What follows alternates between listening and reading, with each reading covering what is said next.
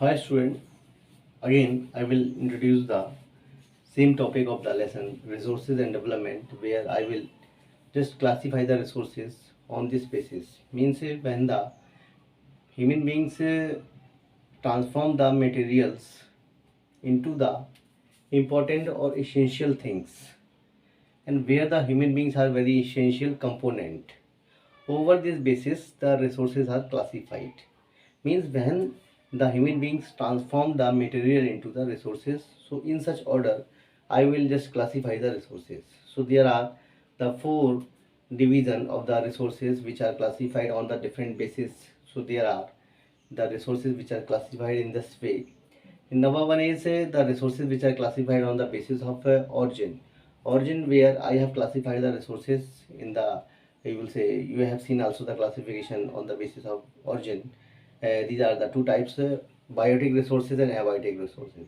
Biotic resources means again these resources can be classified on the basis of the flora and the fauna, and abiotic resources again they can be classified as a material resources, non-material resources. Okay na student? So this is very important things. Again, the resources which are classified on the basis of exhaustibility. So there are two type of the division of the resources. One is the renewable resources and second is the non-renewable resources. Renewable resources, where the resources can be renewed again and again, means they cannot be exhausted, they can be renewed again and again through the different type of the process, like the physical process, chemical process, natural process.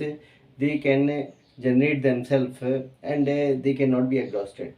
Means they are upgraded day by day, such as the wind power, the solar power, so many other natural things which cannot be, you say, exhausted. Second is the non-renewable resources. Non-renewable resources means the inexhaustible resources, and this exhaustible resources and inexhaustible resources. So non-renewable resources are known as the exhaustible resources. So these exhaustible resources means the non-renewable resources which are exhaustible, because they are not very, you will say, developed into the physical or the chemical or the natural order. They are not very perfect, so they can be exhausted, such as the things which can be used only one time, say, and after they can be also used as a resources or as a power resources, but they cannot be used again and again. Okay na student? So this is the second type of the division of the resources. Third type of the division of resources, just classify the resources on the basis of ownership. So there are four type of the resources which are classified on the ownerships. One is the individual resources, second is the community based resources, third is the national resources, and next is the last one is the international resources. So individual resources means the resources which are owned by some individual, some people only, such as the land, where the farmers is own the land against the revenue, against the taxes. So in such a way the farmers is owning the land. Some people who are living in the villages, they are landless people and they are not owning the lands. But some people who are just living in the rented, not they have their own houses, it means they have partially owned the some property. Okay na? So this is individual resources. Second is the community based resources. Community based resources means the resources which are owned not by the one person, they are owned by the whole community, such as some picnic spot, the church yard, the burial ground, the different type of the places which can be found in our surroundings, where the one person cannot be just own the resources. More than one people, more than so many families, they can enjoy these resources, so they are owned by different type of the families, means in a community these resources are owned. Next one is the national resources. National resources means the resources which are owned by a nation.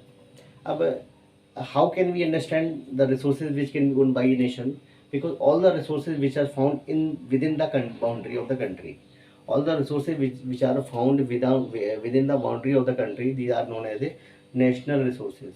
National resources, where the resources are found at the nautical miles up to the 22 kilometer from the sea boundary. So these resources, if they are found within the boundary, which are classified, which are defined as a nautical miles, or in kilometer it is 22 kilometer, or in nautical miles it is 12.9 nautical miles. So you can say these resources are owned by one country. These resources, they can be started from the rivers, and they can be just extend up to the government also, the railway station, some important things which are owned by the government, and some public property which are owned by the government as a public property. Some individual property also owned by some authorities of the development authorities of the state wise, such as the Jaipur Development Authority, Lucknow Development Authority. They are also owning some land for construction of the railways, for construction of the bridge. So sometimes the private property are owned by the public, means government, and government also gives some money for it. Against this ownerships, the government also paying some money. So this is the third type of the resources in the ownership. Fourth is the international resources. International resources means the resources which are just come in the exclusive economic zone. Means where the one nation have not ownership over the resources. The international unit or the resource, you will say institutions which own these resources. So student, hope you are understanding well this classification of the resources. Next, our classification of the resources on the basis of the status of development. There are four type of the resources on the basis of status of development. One is the potential, second is the developed, third is the stock, and fourth is the reserve. So potential resources. Potential resources mean the resources which are found in the region. Number one thing. Second thing, have not been utilized. This is second things. Third thing, say they are not developed properly. So if the resources they are found in the region, but they are not used properly, and they are not developed properly also, so it means they are the potential resources. Means the resources are available, but they have not properly utilized and not developed according to areas, such is the resources like the windmills, the wind power, the solar power. Second is the developed resources. Developed resources means the survey has been over about the quantity and the quality of the resources, and their quantity and the quality has been also determined. But these development of the resources based on two things. One is the technology, and second is the feasibility, economic feasibility. I hope you are getting well. This second type of the, you will say, classification of the resources. Very important thing in this resources, where we can also just discuss about the petroleum, so many other things, crude oils which are available in the region, but due to some region they are surveyed, their quantity and quality has been determined also, but their development depend over the technology and feasibility of economic feasibility. Suppose in our country, Bihar is the state where resources are found or available, but due to these regions, their survey has been over, their quantity and quality has been determined also, but their development is dependent over the two important things. One is the technology, and second is the economic feasibility. So hope student you understanding this classification of the resources well. Third is the stock. Stock means the resources which are available in the regions, available material in the environment have potential to satisfy human needs. Means those resources which are available in the environment and have the potential to satisfy the human needs. That is very important thing. And human beings have not developed the proper access. Means the human beings have not accessed the proper the technology. Means there is not proper development of the accessibility of the technology.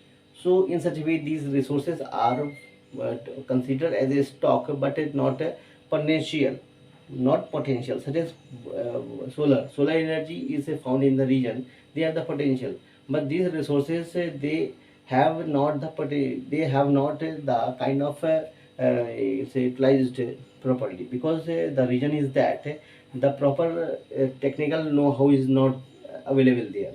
It means the water is available in the region, and water have the two inflammable gases. One is the oxygen, second is the hydrogen. These are the gases which can be used as a resources, means the for fuels which can be used in the rockets, in the aeroplanes, in the various kind of the other mode of the transport.